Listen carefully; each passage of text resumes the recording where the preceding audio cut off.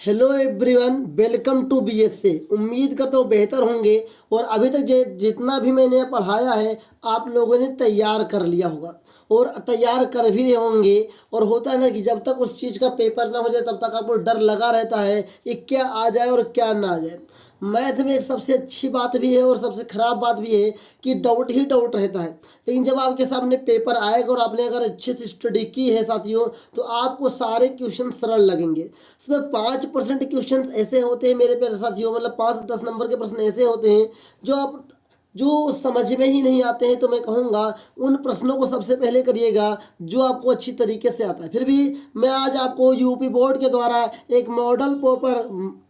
Model paper launch किया गया है 2025 से एग्जाम के लिए। सेशन है 2024 और 25, उसी के बारे में मैं इंट्रोड्यूस करवाने आया हूँ। कुछ क्वेश्चंस मैं सॉल्व करवा दूंगा, कुछ क्वेश्चंस में इससे संबंधित पहले ही सॉल्व करवा दिया हूँ और कुछ मैं दिखा दूंगा। तो शुरू से लेकर अंत तक बने रहिएगा, जितना भी समय लगेगा। एक समय और लास्ट टाइम दे दीजिए, उसके बाद आप सुबह पेपर दीजिएगा और जब भी पेपर दे शांत रहेगा। तो आइए इस पेपर एनालिसिस की वीडियो को शुरू करते हैं। मेरे प्यारे साथियों, सब्जेक्ट आपका गणित है, कक्षा 10 विज्ञान। आप लोग इसके बाद तैयार करेंगे गणित के बाद। पूर्णांक 70 नंबर का, 70 नंबर में दो तरीके से है। एक तो आपका 20 नंबर का एमसीक्यू है, एक 50 नंबर का वर्णनात्मक है, ये आप जानते ही होंगे साथियों। 3 घंटे 15 मिनट का समय है, ये बहुत जरूरी है। ये प्रारंभ के जो 15 मिनट हैं ये परीक्षार्थियों को प्रश्न पत्र पढ़ने के लिए निर्धारित हैं। मेरे प्यारे बच्चों, बहुत अच्छे बच्चे होते हैं वही जो इस समय का अच्छे से उपयोग करते हैं। बहुत सारे बच्चे प्रश्न पत्र नहीं पढ़ते हैं, उनसे गलती क्या हो जाती है कि जल्दबाजी में समझ ही नहीं पाते हैं कौन सा क्वेश्चन आया था, कौन सा क्वेश्चन छोड़ देते हैं। तो मैं कहूँगा क्वेश्चन पेपर जरूर अच्छे से पढ़िएगा। सामान्य निर्देशांक कुछ देके रखा है, सभी प्रश्न अनिवार्य हैं। इस पत्र के 2 खंड हैं साथियों। पहला खंड बहुविकल्पीय 20 अंक का है और साथियों 20 प्रश्न है साथियों, जिसको OMR शीट पे करना है। OMR शीट पे साथियों ब्लैक पेन से करिएगा। क्या ब्लैक पेन से करिएगा? मैं यही हर बार कहता हूँ, हर वीडियो में जरूर कहता हूँ। कहता है OMR पर उत्तर अंकित किए जाने के पश्चात उसे काटे नहीं। मतलब जो भी आप एक बार OMR पर कर दें उसे काटे नहीं, इसलिए जब तक आपका सही ना लगे तब तक उसे भरे भी ना, और ना इरेजर का उपयोग करें ना व्हाइटनर का उपयोग करें। ओके, दूसरा खंड बी जो है 50 अंक का है प्यारे बच्चों। फिर जिसमें कुल 5 प्रश्न है साथियों। प्रत्येक प्रश्न के प्रारंभ में स्पष्टता लिख दिया गया है कि उसके कितने खंड करना है, ये भी जरूरी है साथियों। प्रत्येक प्रश्नों के अंक उनके सम्मुख अंकित हैं। प्रथम प्रश्न से आरंभ कीजिए और अंत तक करते जाइए। उस पर समय नष्ट मत कीजिए जो तुम्हें आता नहीं है। ये बहुत ही इंपॉर्टेंट है। ये शायद इसमें लिखने भूल गए लोग कि प्रश्न पत्र से आरंभ करिए, प्रथम प्रश्न से, और अंत तक करते जाइए। उस पर समय नष्ट मत कीजिए जो तुम्हें नहीं आता है। पता लगे तुम आता भी नहीं हो फिर भी मेहनत करते जा रहे हो, समय बर्बाद होगा, लास्ट में आपको समय की कमी महसूस होगी। तो मैं हर बार ये कहना चाहूँगा आपसे कि जब आपको समय की कमी लग रही हो तो उन प्रश्नों को ही कीजिएगा जो आपको अच्छी तरीके से पता है। ये निर्देश भी दे के रखा है। आइए खंड आ से शुरुआत करते हैं, जो कि बहुविकल्पीय MCQ प्रश्न है जो हमें OMR शीट पे कर रहे हैं। लेकिन OMR शीट पे करने से पहले मेरे प्यारे बच्चों, आपको हल कर लेना है। अंदाजा क्वेश्चन ठोकना है, अंदाजा ठोकने से कोई फायदा नहीं है। अब आइए हल करते हैं। पहला प्रश्न हमारा है साथियों बहुविकल्पीय। ओके, बहुविकल्पी में पहला प्रश्न है, लिखा है कि दो संख्याओं का एलसीएम, यहाँ लिखा गया साथियों एलसीएम देके रखा है 60, एचसीएफ देके रखा था 3, और एक संख्या हम ए लिखते हैं, ए का मान देके रखा साथियों 12। तो दूसरी संख्या होगी मतलब बी का मान होगा मेरे बच्चों। तो मैं सूत्र बताता हूँ, इसको याद कर लो, बड़ा मजा आएगा। बी बराबर सूत्र होता है HCF गुणे LCM। ध्यान दीजिएगा, HCF बड़े गुणे LCM अपान ए। एक ये सूत्र होता है, मैंने जब सिलेबस पढ़ाना शुरू किया था आपको मैंने बताया था। तो HCF साथियों दे के रखा 3, LCM साथियों 60 दे के रखा है, नीचे ए का मान 12 है। तो 12 कम 12, 12 पंचे 60 हो जाएगा, और ये साथियों 3 गुणे 5 हो जाएगा। तो 3 बच्चे कितना हो जाएगा 15। तो बी का मान कितना आएगा 15, मतलब दूसरी संख्या क्या होगी 15। देखते हैं कौन सा ऑप्शन अपना सही है। तो साथियों क्वेश्चन नंबर 1 का ऑप्शन नंबर आपका बी सही है। उम्मीद करता हूँ यह सवाल आपको समझ में आया होगा। अब जैसे क्वेश्चन नंबर 2 लिखा हुआ है, बहुत ही इंपॉर्टेंट प्रश्न है। इस प्रकार से एक प्रश्न जरूर आता है। लिखा है एक शून्योत्तर मतलब जीरो साथियों, परिमेय संख्या और एक अपरिमेय संख्या का गुणनफल होता है। तो मेरे प्यारे साथियों, जब भी किसी भी संख्या को जीरो से गुणा करेंगे तो जीरो ही आंसर आएगा, और जीरो क्या एक परिमेय संख्या बन जाती है। तो साथियों ऑप्शन नंबर आपका बी सही है, सदैव परिमेय संख्या होती है। क्वेश्चन नंबर 3 में लिखा हुआ है रेखा युग्म समीकरण, यहाँ ध्यान दीजिएगा मैं इसको हल करता हूँ। लिखे रखा है रेखा युग्म समीकरण साथियों, देखिए रखा है x plus 2y minus 5 equal to 0, और ये देखिए रखा है 4x plus 8y minus 20 equal to 0। कह रहा है इसके कितने हल होंगे। तो मेरे प्यारे साथियों अगर इसको हम तुलना कर लें, किससे तुलना कर लें प्यारे बच्चों, ध्यान दीजिएगा a1/a2 बराबर b1/b2 बराबर c1/c2 से अगर हम इसकी तुलना कर दें तो a1 का मान साथियों 1 हो जाएगा यहाँ इस समीकरण से, और a2 का मान इस समीकरण से 4 हो जाएगा, बराबर b1 का मान साथियों यहाँ से 2 हो जाएगा, b2 का मान साथियों 8 हो जाएगा। c की बात करेंगे यहाँ पर साथियों -5 हो जाएगा, और c2 की बात करेंगे यहाँ पर -20 हो जाएगा। इसको हल करेंगे तो 1/4 तो 1/4 ही हो जाएगा साथियों, बराबर में 2 1 कम 2 2 दूनी 4, सो 2 चौको 8, 2 चौको 8, तो 1/4 हो जाएगा, बराबर में 5 1 कम 5 5 चौको 20 माइनस माइनस कट जाएगा तो 1/4 है। तीनों के तीनों बराबर है, तो यहाँ पर क्या साथियों a1/a2 बराबर b1/b2 बराबर c1/c2। मेरे प्यारे साथियों जब तीनों के तीनों मान बराबर होते हैं तो होता है संपाती, और संपाती के साथियों अनेक हल होते हैं। क्या होते हैं? संपाती के साथियों अनेक हल होते हैं। तो देखते हैं क्वेश्चन नंबर 3 में कौन सा हल है। अपरिमित रूप से अनेक हल, केवल एक अद्वितीय हल, कोई हल नहीं, 2 हल होंगे। साथियों ऑप्शन नंबर 20 सही है, अपरिमित रूप से अनेक हल होंगे। इस प्रकार से आप प्रश्नों को लगा सकते हैं। क्वेश्चन नंबर साथियों 4 लिखा है, वह बड़ी से बड़ी संख्या जिसमें 70 और 125 को विभाजित करने पर क्रमशः शेष फल 5 और 8 प्राप्त होता है। बहुत ही इंपॉर्टेंट प्रश्न है। जब बड़ी से बड़ी संख्या पूछे तो याद रखिए HCF निकालना है। कह रहा है कि शेष फल बच रहा है, तो पहले से साथियों 5 बचेगा और दूसरे से साथियों 8 बचेगा, तो 70 में से 5 घटाइए, 70 में से 5 घटाइए। हम लोग चौथा नंबर सवाल लगा रहे हैं। 70 में से जब साथियों हम लोग 5 घटाएंगे प्यारे बच्चों, तो आपका क्या हो जाएगा? ये हो जाएगा 65। और जब 125 में से साथियों हम 8 घटाएंगे तो कितना बचेगा? ये हो जाएगा 7, 117। उम्मीद करता हूँ ये आपको समझ में जरूर आ गया होगा। अब हम लोग 65 और 117 का हम लोग HCF निकालेंगे। तो पहले हम इसका फैक्टर कर लेते हैं साथियों। 6 5 11, 5 से कटेगा 5 एकम 5, 5 3 15, और 13 एकम 13 हो जाएगा। इसको हम काटेंगे 3 से, 3 त्रिका 9, और 3 9 27, फिर 3 से काटेंगे 3 एकम 3, 3 त्रिका 9, ये 13 एकम 13 हो जाएगा। मेरे प्यारे साथियों जब हम 65 का फैक्टर लेंगे तो क्या होगा? 5 गुणे 13 हो जाएगा, और 117 का जब हम लेंगे तो क्या हो जाएगा? ये हो जाएगा 3 गुणे 13, तो हमारा 13 मिल रहा है। HCF चूँकि निकालना है, HCF वही होता है जो दोनों में साथियों मिलता है, तो HCF का मान कितना हो गया? 13। उम्मीद करता हूँ ये प्रश्न आपको समझ में आया होगा। ये सब कहाँ करना है? आपकी कॉपी में, आपको अपने रफ कार्य में करना है। ऊपर सबसे पहले आप रफ कार्य लिख देंगे। ये सब साथियों सॉल्व करके ही आप अपने पेपर पर टिक लगाइएगा। जो बच्चे बिना सॉल्व करके कुछ प्रश्नों को कर देते हैं उसमें डाउट रहता है, लेकिन आप सॉल्व करते हैं अच्छी तरीके से, कैलकुलेशन सही होता है, तो आपका जवाब भी सही आएगा। तो साथियों HCF कितना आया? 13। क्वेश्चन नंबर 4 का ऑप्शन नंबर ए सही है। उम्मीद करता हूँ ये आपको समझ में जरूर आया होगा। अब क्वेश्चन नंबर साथियों जो 5वां है, ये साथियों 5वें चैप्टर से ही पूछा गया है। ध्यान दीजिएगा। देखा 3 के प्रथम 5 गुणजों का योग निकालना है। 3 के प्रथम 5 गुणजों का, तो प्राप्त AP लिख लेंगे। प्राप्त AP क्या होगी? तो पहला 3, फिर के 6 के बाद 9, फिर 9 के बाद क्या है साथियों? 9 के बाद 12, डाट डाट डाट डाट साथियों डाट डाट लेंगे।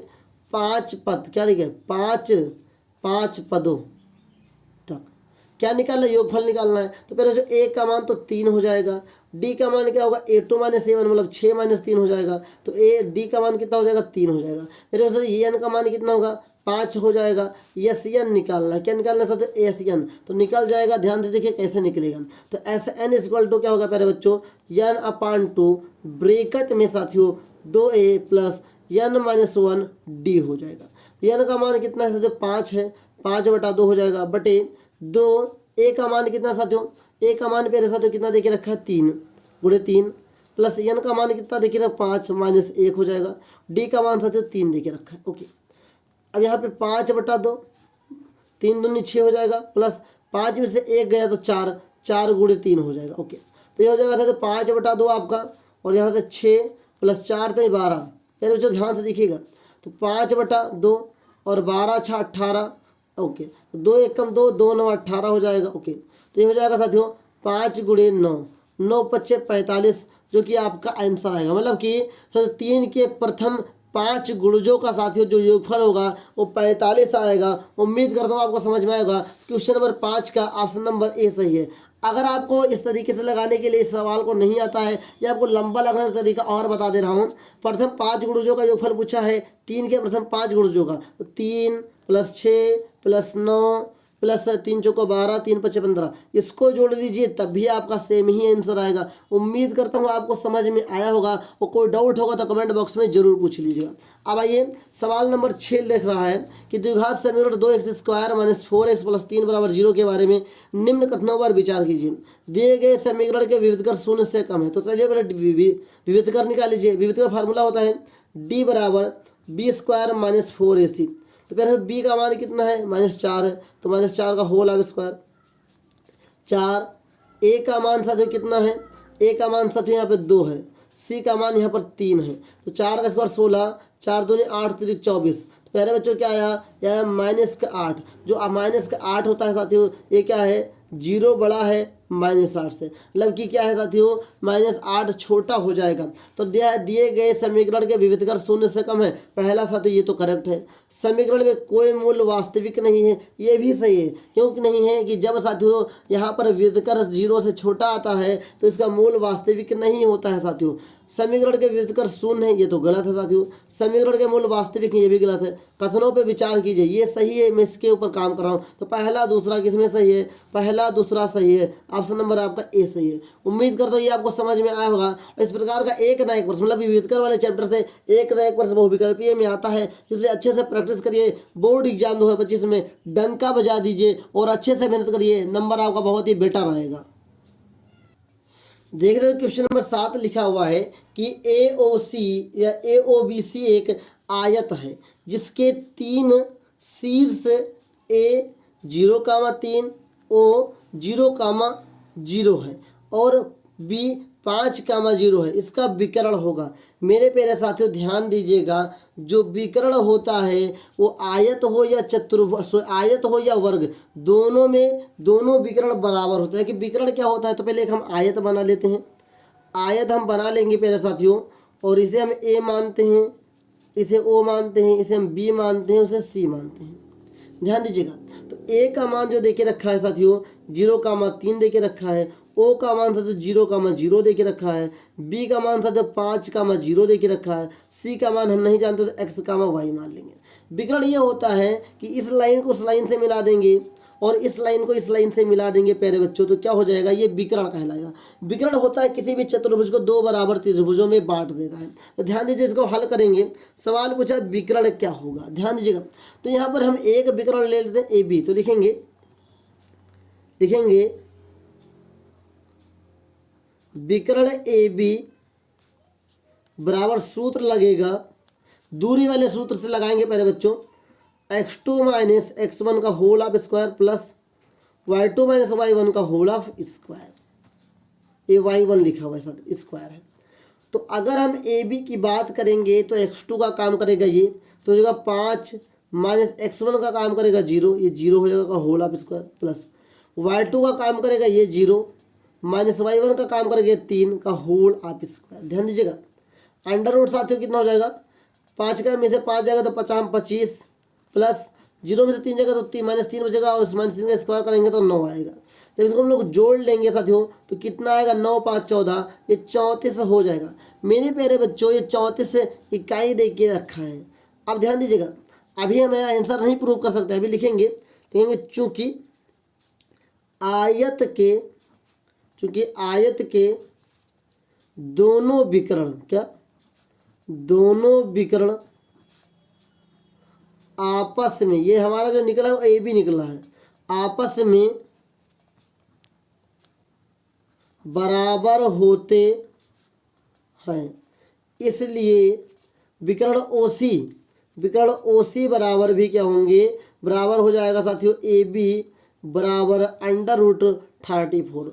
अब हम कह सकते हैं कि हमारा आंसर जो विकर्ण हो 34 आया है। उम्मीद करता हूँ ये आपको समझ में आया होगा। ये बहुविकल्पीय प्रश्न है, कभी कभी 2 नंबर में लगाने के लिए भी आ सकता है। देखते हैं कि क्वेश्चन नंबर 7 का कौन सा ऑप्शन सही है। ऑप्शन नंबर आपका C सही है। उम्मीद करता हूँ आपको ये समझ में आया होगा। कोई डाउट होगा कमेंट बॉक्स में तुरंत पूछिएगा। तो क्वेश्चन नंबर 8 लिखा हुआ है, ध्यान दीजिएगा। क्वेश्चन नंबर 8 लिखा हुआ है, पहले बच्चों लिखा हुआ है यदि समीकरण एक्स स्क्वायर प्लस के एक्स माइनस 5/4 बराबर 0 का एक मूल 1/2 है तो के का मान ज्ञात कीजिए। हल हो जाएगा, लिखेंगे क्या देखिए रखा है, एक्स स्क्वायर प्लस के एक्स माइनस 5/4 बराबर 0। तो एक मूल 1/2 है तो लिखेंगे माना साथ एक्स बराबर 1/2 हो जाएगा। तो जहाँ जहाँ एक्स है हम क्या करेंगे 1/2 का यूज कर लेंगे। तो हो जाएगा 1/2 का होल ऑफ स्क्वायर प्लस के गुणे 1/2 माइनस 5/4 इक्वल टू 0। 1/2 का स्क्वायर करेंगे 1/4 आएगा प्यारे बच्चों, और एक का में एक मतलब कि k/2 हो जाएगा, और इस माइनस को उधर लेकर के जाएंगे तो कितना हो जाएगा प्लस 5/4 हो जाएगा। इधर आएंगे प्यारे बच्चों, अब हम इसको इधर लेकर के जाएंगे तो ये माइनस में हो जाएगा। तो कहूँगा 1k/2 बराबर 5/4 माइनस 1/4 हो जाएगा। तो k/2 बराबर क्या हो जाएगा, नीचे हर बराबर है कामन ले लेंगे, 5 माइनस 1 हो जाएगा। तो k/2 बराबर होगा 5 में से 1 जाएगा 4/4 हो जाएगा, 4 से 4 काट देंगे तो क्या बचेगा k/2 बराबर 1, 2 1 कम 2 तो ये हो जाएगा k बराबर 2। उम्मीद का तो ये आपको समझ में आया होगा। k की वैल्यू कितनी हो गई 2। तो साथियों यहाँ पर ऑप्शन नंबर आपका क्वेश्चन नंबर 8 में ऑप्शन नंबर ए सही है। उम्मीद करता हूँ ये आपको समझ में जरूर आया होगा। ध्यान दीजिए क्वेश्चन नंबर 9 लिखा हुआ है, दो त्रिभुज समरूप होते हैं, मतलब दो त्रिभुज जो होंगे वो कब समरूप होंगे, यदि इनके संगत कोण बराबर हों। ये तो सही है साथियों। इनकी संगत भुजाएं एक ही अनुपात में होती हों, उपयुक्त दोनों। तो साथियों ऑप्शन नंबर सी सही है, उपयुक्त दोनों। दो त्रिभुज तभी समरूप होते हैं या तो उनके संगत कोण बराबर हों या उनकी संगत भुजाएं एक ही अनुपात समानुपातिक में हों। मेरे बच्चों आपके सवाल में हो सकता है, आपके जवाब में आपको हो सकता है कि ऑप्शन नंबर ए और बी आ जाए या उपयुक्त दोनों लिख करके आ जाए, वो भी सही होगा। उम्मीद करता हूँ ये आपको जरूर समझ में आया होगा। और अब ध्यान से देखिए कि क्वेश्चन नंबर 10 क्या कह रहा है। क्वेश्चन नंबर 10 बहुत ही मजेदार क्वेश्चन से लिखा हुआ है साथियों, यदि एक समकोण ABC, अच्छा समकोण लिखा है इसका मतलब क्या है, एक त्रिभुज ऐसे बना दिया गया है, ओके, और यहाँ एक भी कहा गया है कि जो एंगल सी है वो समकोण होगा, मतलब कि एंगल सी यहाँ पर होगा। तो ए या तो यहाँ पर होगा या तो यहाँ पर होगा, तो मैं कहीं पर रख सकता हूँ। एंड दूसरी बात जो AC है, AC मतलब साथ ये 3 सेंटीमीटर है, और जो BC है ये 4 सेंटीमीटर है। तो बिंदु C से जाने वाली माध्यिका की माप होगी। माध्यिका का मतलब प्यारे बच्चों ये होता है, माध्यिका का मतलब प्यारे बच्चों ये होता है। तो माध्यिका निकालने के लिए हम इस कर्ण वाली भुजा को निकाल लेंगे, उसके बाद इसको हम आधा कर देंगे तो हमें माध्यिका की माप पता चल जाएगी। अब ध्यान दीजिएगा, इस माध्यिका को हम D मान लेंगे। क्या मान लेंगे, D मान लेंगे। A B C और D हो गया। अब ध्यान दीजिए, पहले हम AB का मान निकाल लेंगे, उसके बाद कुछ करेंगे। तो आइए हल करते हैं। चूंकि ऐसा जो समकोण त्रिभुज है, समकोण त्रिभुज में पाइथागोरस प्रमेय लिखता है, तो हम कह सकते हैं साथियों कि AB का स्क्वायर बराबर क्या कह सकते हैं, AC का whole of square plus BC का होल ऑफ स्क्वायर। AC का मान साथियों 3 का होल ऑफ स्क्वायर प्लस 4 का होल ऑफ स्क्वायर। तो हो जाएगा साथियों 3 त्रिका 9, 4 चौक 16, तो हो जाएगा AB का होल ऑफ स्क्वायर, ये हो जाएगा 25। तो साथियों AB बराबर क्या हो जाएगा, √25। तो √25 का मान कितना हो जाएगा, AB का मान साथियों 5 सेंटीमीटर आएगा। जब AB 5 सेंटीमीटर है तो लिख देंगे चूंकि CD माध्यिका है तब AD बराबर BD बराबर AB/2 हो जाएगा। क्यों कि जब साथ इसको आधे तोड़ देंगे तो AB का आधा तो होगा। इसका मतलब क्या हो गया कि 5/2 बराबर 2.5 सेंटीमीटर, मतलब कि साथियों ये 2.5 सेंटीमीटर हो गया प्यारे बच्चों। उम्मीद करता हूँ ये आपको ज़रूर समझ में आया होगा। तो मेरे प्यारे बच्चों जो हमारा साथियों AD आए, AD कितना दे के रखा है प्यारे बच्चों, AD BD के बराबर होगा, ये 2.5 आया। जब साथियों माध्यिका पढ़ता है तो ये आला भुजा इस भुजा के बराबर हो जाता है, तो हम कह सकते हैं कि हमारा जो CD है वो भी 2.5 सेंटीमीटर होगा। तो ऑप्शन नंबर आपका साथियों क्वेश्चन नंबर 10 का ए सही है। उम्मीद करता हूँ ये सवाल भी आपको समझ में आया होगा। देखिए मेरे प्यारे बच्चों क्वेश्चन नंबर 11 लिखा हुआ है कि sin theta minus cos theta बराबर 1 है, तो sin की पावर 4 थीटा प्लस कॉस की पावर 4 थीटा का मान बताइए। तो मेरे बच्चों sin theta minus cos theta बराबर क्या देके रखा है, 1 देके रखा है। तो अगर हम दोनों पक्षों का इसका वर्ग करेंगे तो क्या हो जाएगा प्यारे बच्चों, ध्यान से देखिएगा, ये हो जाएगा sine square theta plus cos square theta minus 2 sine theta cos theta बराबर में 1 का स्क्वायर है। इन दोनों का मान हम लोग जानते हैं कि 1 होता है, तो 1 माइनस 2 साइन थीटा और क्या हो जाएगा कॉस थीटा बराबर में 1। इस प्लस को उधर लेकर जाएंगे तो क्या होगा, माइनस में हो जाएगा। तो हम कह सकते हैं कि minus 2 sine theta cos theta बराबर 1 माइनस 1 क्या होगा, 0 हो जाएगा। तो minus 2 sine theta cos theta बराबर 0। अब इसको हम नीचे लेकर के आएंगे प्यारे बच्चों, क्या हो जाएगा, ध्यान से देखिएगा, ये हो जाएगा साइन थीटा कॉस थीटा बराबर 0 बटा माइनस 2। 0 से भाग करेंगे 2 को तो यहाँ 0 हो जाएगा, तो हो जाएगा साथ तो साइन थीटा और एक कॉस थीटा बराबर 0।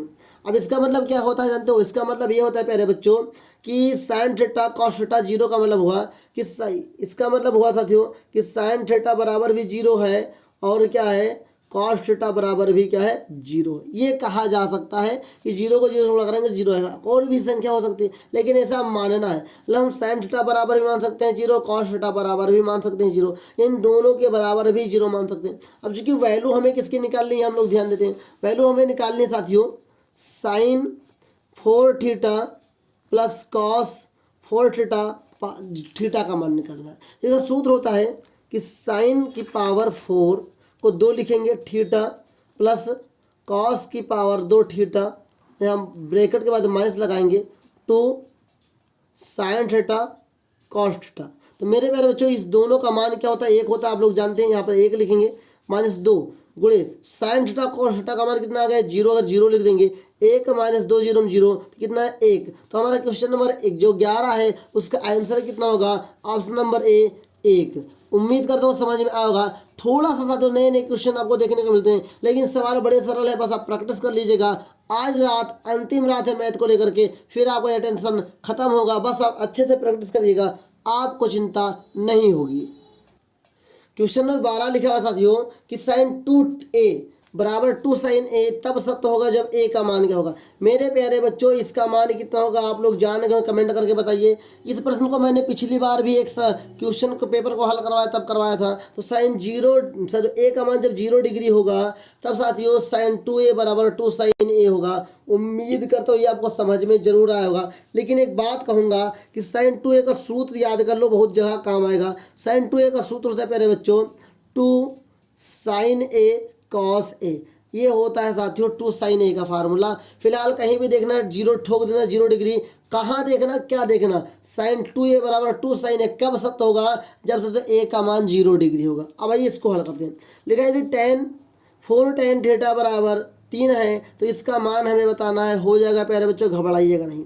तो साथियों अगर 4 tan थीटा बराबर 3 है तो ये tan थीटा बराबर कितना हो जाएगा, tan थीटा बराबर 3/4 है प्यारे बच्चों। मतलब अगर हम एक त्रिभुज बना रहे हैं, ऐसे छोटा सा त्रिभुज बना लेंगे, tan क्या है लंब बटा रहा है, ये 3 हो जाएगा, ये प्यारे बच्चों 4 हो जाएगा। इसे a मानते हैं, इसे b मानते हैं, c मानते हैं। तो प्यारे बच्चों ये कर्ण की भुजा निकालना है, मतलब कि साथ ac का होल ऑफ स्क्वायर बराबर क्या होगा, ये हो जाएगा ab का whole of square plus BC का होल ऑफ स्क्वायर। मतलब कि कर्ण की भुजा अगर हमें निकालनी है तो आधार की भुजा और लंब की भुजा का वर्ग लेकर के हम लोग जोड़ के उसका रूट निकालेंगे। तो AB कितना देखे रखा 3 का होल ऑफ स्क्वायर प्लस साथियों 4 का होल ऑफ स्क्वायर। तो साथियों AC का होल ऑफ स्क्वायर, 3 का स्क्वायर 9 होगा, 4 का स्क्वायर 16 होगा। तो AC बराबर हो जाएगा, स्क्वायर हटेगा तो रूट लग जाएगा, √25। √25 का मान होता है साथियों 5। कितना होता है AC का मान कितना हो गया 5, तो ये हो गया 5। अब हमें मान किसका निकालना है ये ध्यान दीजिएगा, हमें मान निकालना है साथियों 4 sine theta minus cos theta upon 4 sine theta और प्लस कॉस थीटा का हो जाएगा। उम्मीद करता हूँ आपको धीरे धीरे समझ में आ रहा होगा। चूंकि साथियों साइन थीटा किसके बराबर होता है, साइन थीटा होता है लंब बटा कर्ण। कितना होता है लंब बटा कर्ण, तो 3/5 हो जाएगा प्यारे बच्चों, 3/5 हो जाएगा। माइनस कॉस थीटा, कॉस क्या होता है आधार बटा कर्ण होता है, तो ये 4/5 हो जाएगा। नीचे आएंगे 4 गुणे वही मान रखेंगे 3/5 प्लस लगाएंगे, ये हो जाएगा 4/5। ओके, तो हो जाएगा तो 4 3 12, ध्यान दीजिएगा 4 3 12, नीचे हर बराबर है कॉमन ले लेंगे, ये 4 हो जाएगा, 4 3 12 माइनस 4 नीचे 5 हो जाएगा। यहाँ पर भी 4 3 12 प्लस 4 और नीचे हो जाएगा 5, 5 से 5 काट देंगे तो ऊपर से तो 12 में से 4 जाएगा तो यहाँ पर 8 बचेगा, और साथ यहाँ 12 4 16 हो जाएगा। तो साथियों 8 एकम 8, 8 दूनी 16, तो मतलब 1/2 आया। मतलब कि साथियों कौन सा ऑप्शन सही होगा? क्वेश्चन नंबर 13 में ऑप्शन नंबर आपका सी सही है। उम्मीद करता हूँ आपको सवाल समझ में आया होगा। ऐसे साथियों सवाल आ सकता है, अब आपके पेपर में कैसा आ सकता है, यहाँ tan थीटा ना दे करके साथियों cot थीटा दे सकता है, कुछ भी दे सकता है, लेकिन आपको सतर्कता अपनाना है, घबराना नहीं। मान लो सवाल आया कि कॉसेक थीटा बराबर 2 दे के रखा, क्या 2 दे के रखा, अब इसके नीचे तुम कंफ्यूज हो भैया कि हमारा लंब बटा आधार है, कुछ ना कुछ दो अंश होते हैं, इसलिए कुछ इसके नीचे 1 मान लेना। और मैं लगभग कहता हूँ कि इस प्रकार का एक प्रश्न आपको बोर्ड एग्जाम में देखने को जरूर मिलेगा। अगला सवाल साथियों लिखा हुआ है आपके बोर्ड एग्जाम का है, क्वेश्चन नंबर 14 लिखा हुआ है कि सेक ए प्लस tan ए 1 माइनस साइन ए का मान किसके बराबर होगा। इस प्रश्न को मैंने कई बार लगवाया है, फिर मैं लगवा रहा हूँ। सेक ए को बदलेंगे 1 साथियों कॉस ए हो जाएगा, tan को बदलेंगे साथियों क्या हो जाएगा sign A upon cos A हो जाएगा, एक ब्रैकेट में, इस ब्रैकेट में 1 माइनस साथियों क्या होगा साइन ए हो जाएगा। तो यहाँ कॉस हम लोग क्या करेंगे कॉमन कर लेंगे प्यारे बच्चों, कॉस ए कॉमन हो जाएगा, ऊपर क्या हो जाएगा 1 प्लस साइन ए।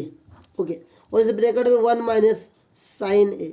तो जब ऊपर का ऊपर से गुणा करेंगे तो ए स्क्वायर माइनस बी स्क्वायर मतलब कि 1 माइनस साइन स्क्वायर ए हो जाएगा, और नीचे क्या हो जाएगा कॉस ए। तो मेरे प्यारे बच्चों 1 माइनस साइन स्क्वायर ए किसके बराबर होता है, कॉस स्क्वायर ए के बराबर होता है। नीचे से तो कॉस ए हो जाएगा, तो कॉस स्क्वायर ए का मतलब हुआ कि साथियों कॉस को 2 बार लिखा जाएगा, कॉस ए गुणे कॉस ए, और नीचे क्या है साथियों कॉस ए। तो साथियों इसको हम लोग काट देंगे, हमारा क्या बचेगा कॉस ए। उम्मीद करता हूँ ये प्रश्न आपको समझ में आया होगा और आपके बोर्ड एग्जाम में जरूर आएगा। इस प्रकार का एक ना एक प्रश्न जरूर आता है। यहाँ पे तो सेक था, कहीं कॉसेक हो सकता है, कहीं कॉट हो सकता है, तो यहाँ पर कॉस हो सकता है, लेकिन एक प्रश्न आपको देखने को जरूर मिलेगा। अच्छे से प्रैक्टिस कर लीजिए। क्वेश्चन नंबर 14 का कॉस ए आएगा, ऑप्शन नंबर साथियों आपका डी सही है। उम्मीद करता हूँ ये प्रश्न आपको समझ में आया होगा। अगर कोई डाउट है कमेंट करके पूछ लो, बहुत ही इंपॉर्टेंट प्रश्न है जिससे कि आपको बोर्ड एग्जाम में कोई परेशानी ना हो। अब देखते हैं क्वेश्चन नंबर 15 हमारा क्या कहते हैं साथियों। क्वेश्चन नंबर 15 कहता है साथियों कि यदि त्रिज्या खंड r सेमी वाले एक वृत्त, मतलब कि त्रिज्या कितना देके रखा है, त्रिज्या साथियों 8 सेंटीमीटर देके रखा है, और एक वृत्त के त्रिज्यखंड का कोण थीटा डिग्री है। अब कोण कितना देके रखा है साथियों, कोण थीटा डिग्री देके रखा है। त्रिज्याखंड का क्षेत्रफल, तो त्रिज्याखंड का क्षेत्रफल सूत्र होता है पाई आर स्क्वायर थीटा बटा 360 डिग्री, जो कि ऑप्शन नंबर आपका ये सही है। ऑप्शन नंबर ए, ये सूत्र ही पूछा है, त्रिज्याखंड का सूत्र क्या होगा, तो पाई आर स्क्वायर थीटा बटा 360 डिग्री। उम्मीद करता हूँ क्वेश्चन नंबर 15 भी आपको समझ में आया होगा। अब सवाल नंबर 16 लिखा हुआ है, एक सुराही निम्नलिखित का संयोजन होता है। मैं आपको बता दे रहा हूँ क्या क्या होता है सुराही में। एक गोला और एक बेलन, एक अर्धगोला और एक बेलन होता है, दो अर्धगोले नहीं हो सकते हैं, एक बेलन और एक शंकु ये नहीं हो सकता। अब इन दो में से सोचना है, जो सुराही है उसमें अर्धगोला है कि गोला है। तो सुराही साथियों अगर अर्धगोला हो तो केवल इतना होगा, और तो ऐसी सुराही तो होती नहीं प्यारे बच्चों, ऐसी सुराही तो होती नहीं, तो ये तो कट मार देंगे। सुराही कैसे होती है, सुराही कुछ इस प्रकार से होती है प्यारे बच्चों, ध्यान से देखिएगा। सुराही कुछ इस प्रकार से होती है, सुराही कुछ इस प्रकार से होती है। तो ऊपर वाले को क्या कहते हैं, तो बेलन कहते हैं, नीचे वाले को गोला कहते हैं। तो सर ऑप्शन नंबर आपका ए सही है कि सुराही जो होती है एक गोला और एक बेलन का बना होता है। कभी कभी पूछ सकता है कैप्सूल का संयोजन होता है, तो कैप्सूल आपने खाया होगा। कैप्सूल एक इधर से अर्धगोला होता है, बीच में एक बेलन होता है और फिर एक अर्धगोला होता है। तो कैप्सूल का संयोजन क्या होता है साथियों, दो अर्धगोला एक बेलन होता है। और सुराही का संयोजन कैसा होता है, एक गोला और एक बेलन होता है। उम्मीद करता हूँ ये सवाल आपको समझ में जरूर आया होगा। क्वेश्चन नंबर 17 कह रहा है कि 1 से 10 तक की धनात्मक विषम संख्याओं का माध्य होगा। तो साथियों विषम संख्याओं का माध्य होगा, कोई सारणी तो देखे नहीं रखा है। तो माध्य का साथियों क्या होता है, माध्य का होता है कि सबको जोड़ करके कितने टर्म हैं, मतलब number sum of term upon number of term. तो 1 से 10 तक कितने साथियों विषम संख्याएं गिनते हैं, एक विषम संख्या है, दो विषम संख्या है, नहीं है, दो नहीं 3 है साथियों। एक के बाद 3, फिर साथियों क्या होगा 5, फिर 7, फिर 9, इसके अलावा तो कुछ होने वाला नहीं। और ये कितनी बार है, 1 2 3 4 5, हम 5 लिख लेंगे। इसको जोड़ेंगे 7 3 10, 10 5 15, 15 1 16, 16 और 9 कितना होगा, तो सर 7 3 10, ध्यान से देखिएगा, 7 3 10 5 15, 15 1 16, 9 25, कितना होगा 25, और नीचे कितना है ये 5। तो हम लोग क्या करेंगे साथियों, 5 एकम 5 पचहम 25, 5 एकम 5 पचहम 25, तो साथियों कितना आया, ऑप्शन नंबर आपका डी सही है। उम्मीद करता हूँ कि आपको ये सवाल जरूर समझ में आया होगा। अगर कोई डाउट है तो मेरे प्यारे साथियों पूछ लीजिए, बहुत ही आसान प्रश्न था इसलिए मैंने यहीं पर करके बता दिया। अभी तक साथियों हम लोगों को 20 MCQ और भी कुछ क्वेश्चंस करने थे, जिसमें से हम लोग 17 क्वेश्चंस को कर चुके हैं और आगे के प्रश्नों को हम लोग करने जा रहे हैं। अब एक क्वेश्चन नंबर 18 लिखा है साथियों, माध्यिका ज्ञात करना है, मतलब कि 13 15 16 17 19 और 20 का माध्यिका ज्ञात करना है। अगर माध्यिका ज्ञात करना हो, अगर आपके पास जो भी प्रश्न देके रखा है उसको आरोही क्रम में लिखेंगे, मतलब बढ़ते क्रम में लिखेंगे। माध्यिका 2 तरीके से निकाला जाता है।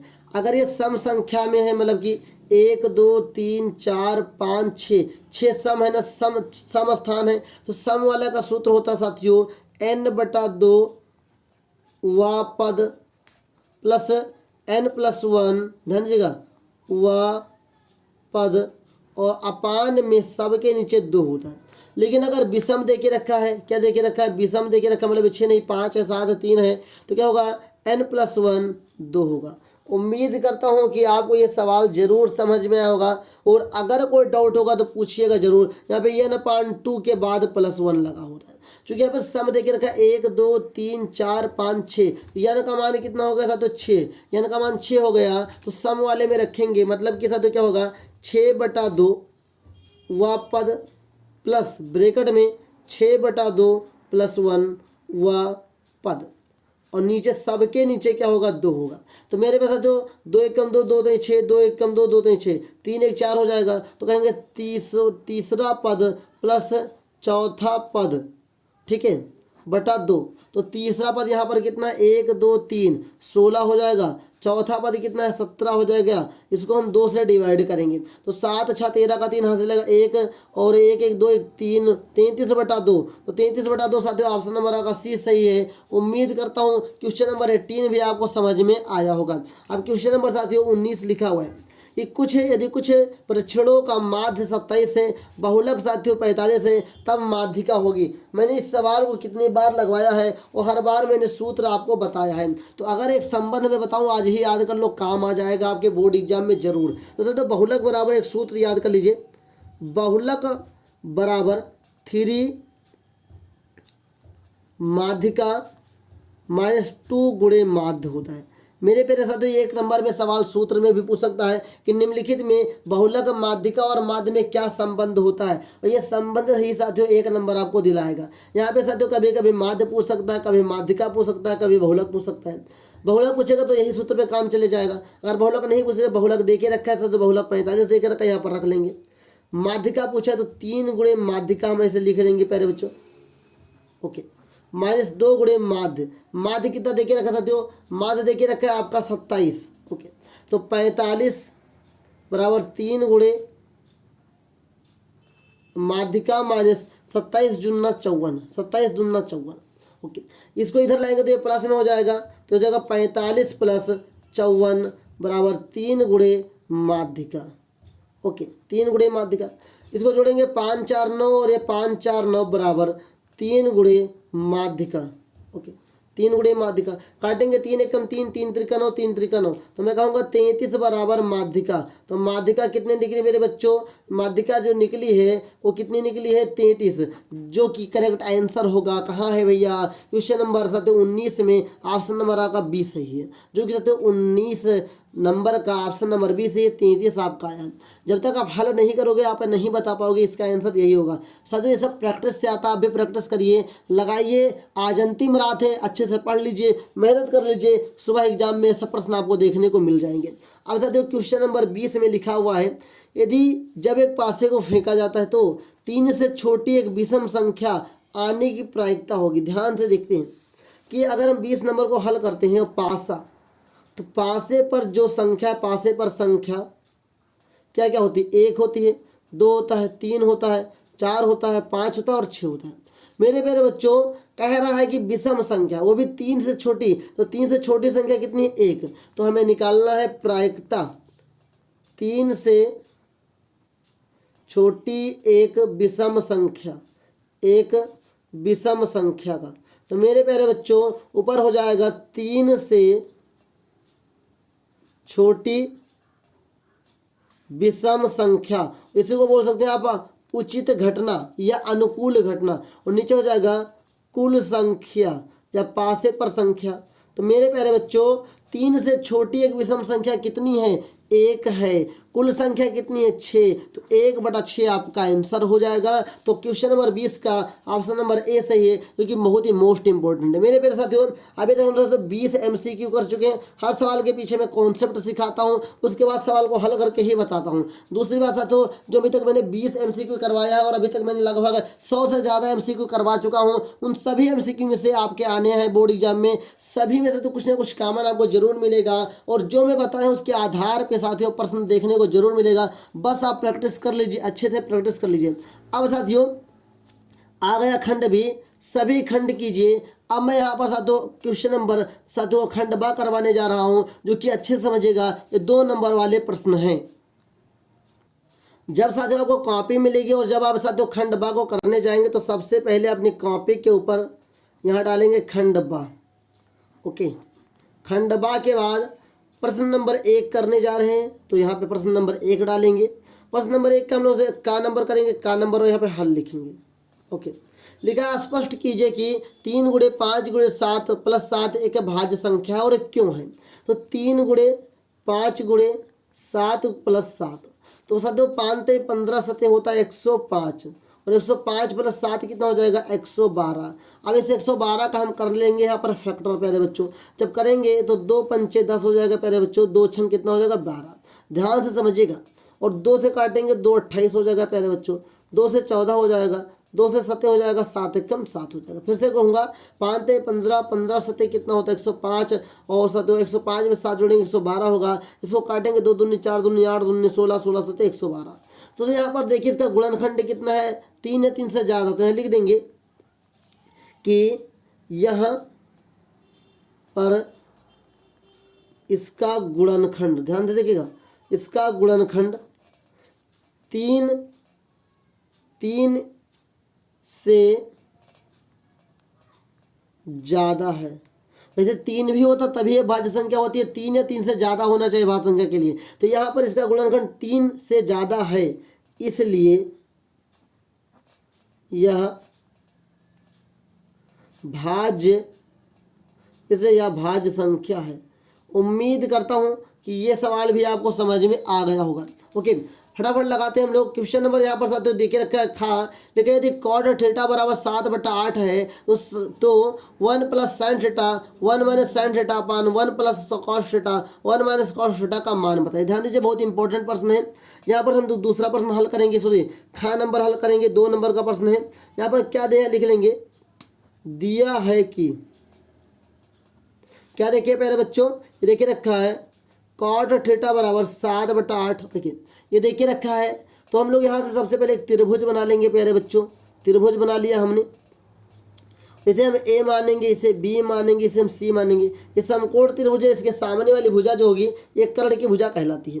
मेरे प्यारे बच्चों यहाँ जो cot थीटा है, cot का होता है आधार बटा लंब। क्या होता है? आधार बटा लंब। तो ये 7 हो जाएगा, ये 8 हो जाएगा। तो हमें पहले AC का मान निकालना है। तो AC बराबर जो सूत्र होता है, मतलब जो कर्ण बराबर सूत्र होता है, ये होता है साथियों आधार का स्क्वायर बटा लंब का स्क्वायर। बटे में लगाएंगे नहीं, प्लस में लगाएंगे, मतलब कि BC का स्क्वायर प्लस AB का स्क्वायर। तो BC कितना देके रखा है? 7। 7 का स्क्वायर प्यारे बच्चों हो जाएगा, प्लस आते हैं यहाँ पर 8 का स्क्वायर। 7 का स्क्वायर होता है प्यारे बच्चों 49, प्लस 8 का स्क्वायर होता है 64।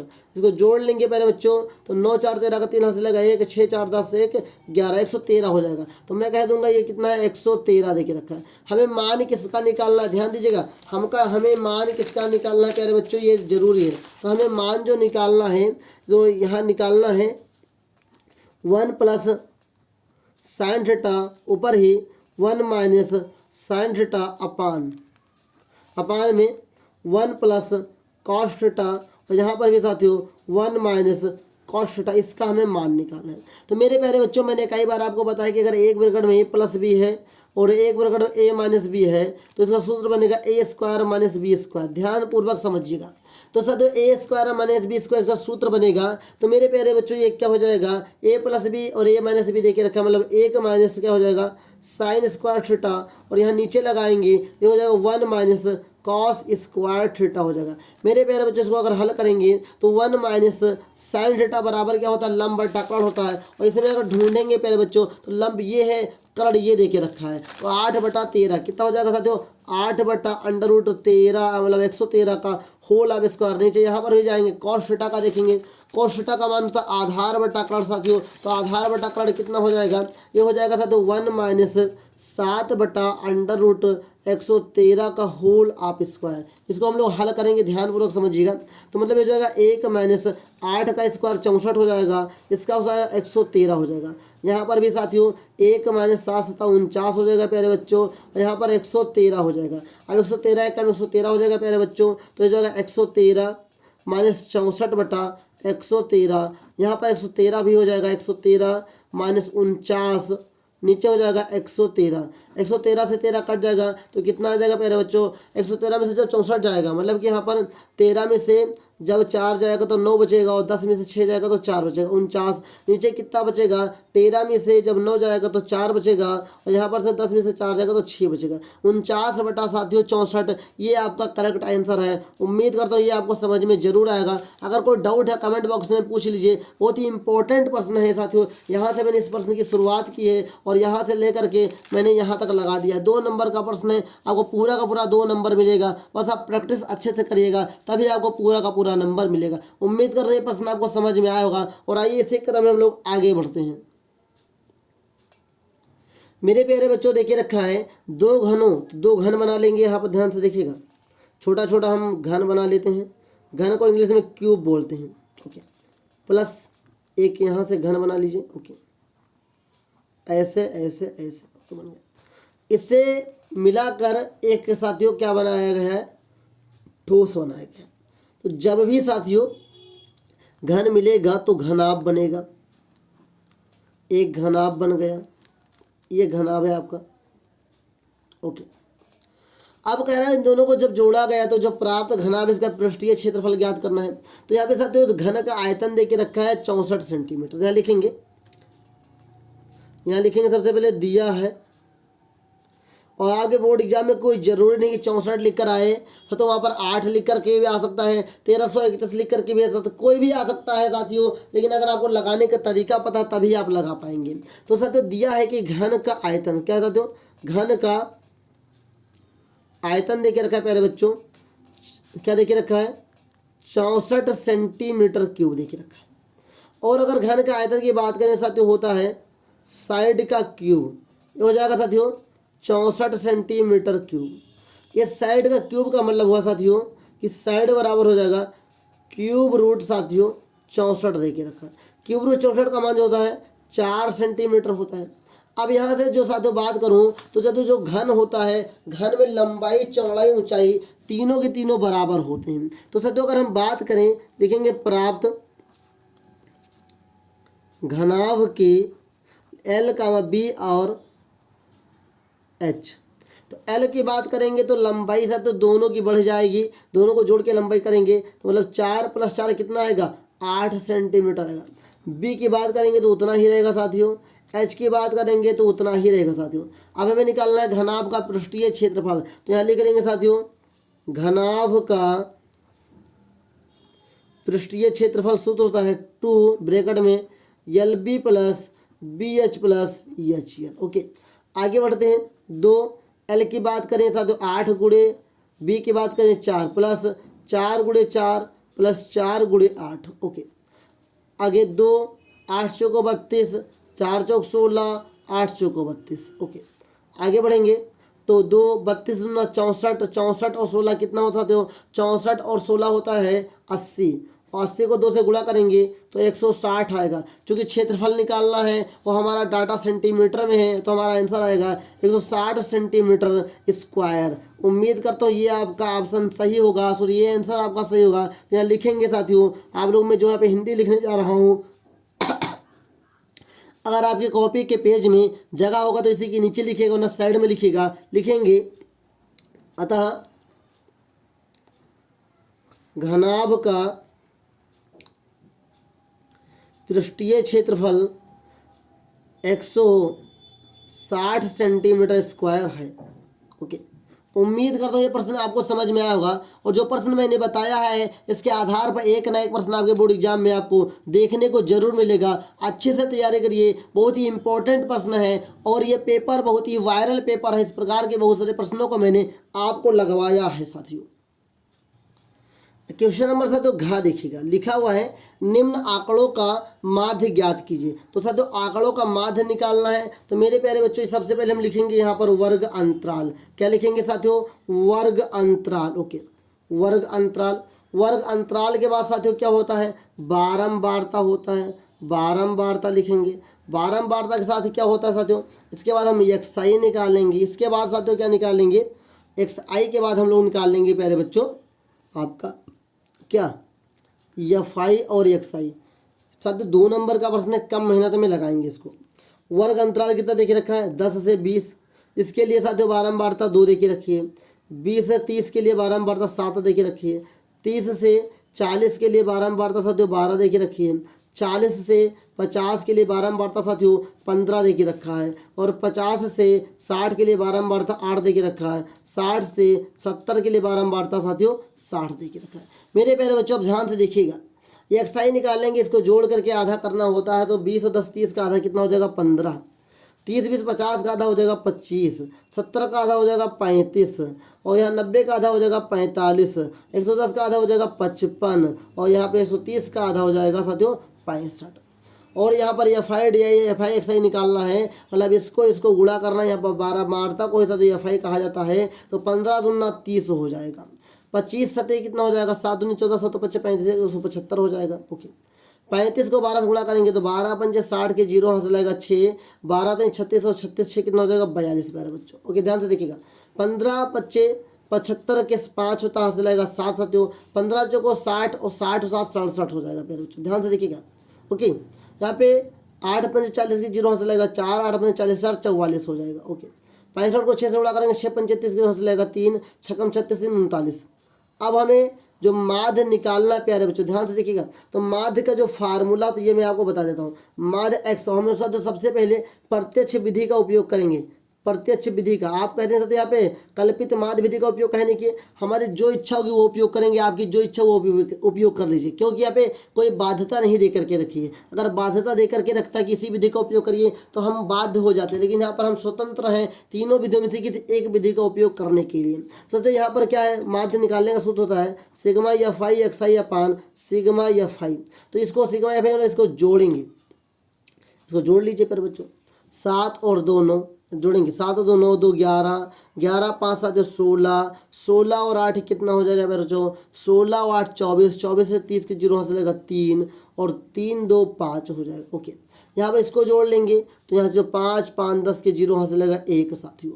7 3 10 11 11 2 13 13 7 20 20 4 24 और 24 और 9 कितना हो जाएगा साथियों? 24 और 9 आपका हो जाएगा 33। 33 का 3 हासिल आएगा 3 साथियों। 3 1 4 4 4 8 8 4 8 6 14 14 और 6 18 और 14 और साथियों फिर से जोड़ेंगे। यहाँ पर कितना आया था हमारा? फिर से जोड़ लेंगे। 5 15 हासिल आएगा 1। 7 3 10 10 1 11 2 13 13 7 20 20 4 24 33 हासिल आएगा 3। तो 6 4 10 3 10 3 13 1 14 14 4 18 18 3 21 साथियों 2130 आया। तो मेरे प्यारे बच्चों इसको रखेंगे 2130, नीचे रखेंगे 5, ये कट जाएगा। अब 213 को साथियों यहाँ पर रफकार मान करके 213 को हम यहाँ 5 से क्या करेंगे? भाग कर देंगे साथियों। तो क्या हटेंगे? 5 चौको 20, 1 बचेगा 13, 5 दूनी 10, 3 पूर्ण लगाएंगे 0 5 छक्का 30 और आप चाहें तो यहीं पर काट सकते थे। तो जब 213/5 को हल करेंगे तो कितना आएगा साथियों, 42.6 आएगा। तो लिखेंगे अतः, ध्यान दीजिएगा, अतः माध्य बराबर 42.6 है। उम्मीद करता हूँ कि आपको इस प्रश्न को समझने में मदद मिली होगी। अगर कोई डाउट है तो कमेंट बॉक्स करके में पूछ लीजिए। बहुत ही इंपॉर्टेंट प्रश्न है, बस आपको लगाने का तरीका पता है तो आप लगा ले जाएंगे। कोई भी सवाल हो, डाटा बदलने से साथियों सवाल नहीं बदला करते। आइए साथियों आगे बढ़ते हैं। आगे बढ़ने से एक बात बता दूं साथियों, इस वीडियो को हम यहीं पर एंड करते हैं। थोड़ी देर बाद आपको एक वीडियो और मिलेगी जिसमें इस प्रश्न पत्र के कुछ प्रश्नों का और सॉल्यूशन मिलेगा।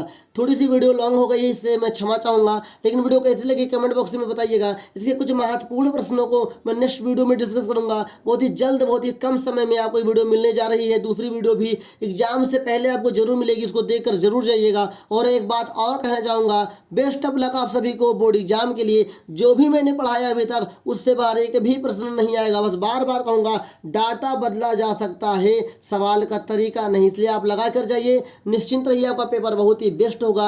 मिलेंगे नेक्स्ट क्लास में बहुत ही जल्द। बेस्ट ऑफ लक आप सभी को फिर से धन्यवाद। Thanks for watching. Subscribe please for this videos, for this substance. Thanks.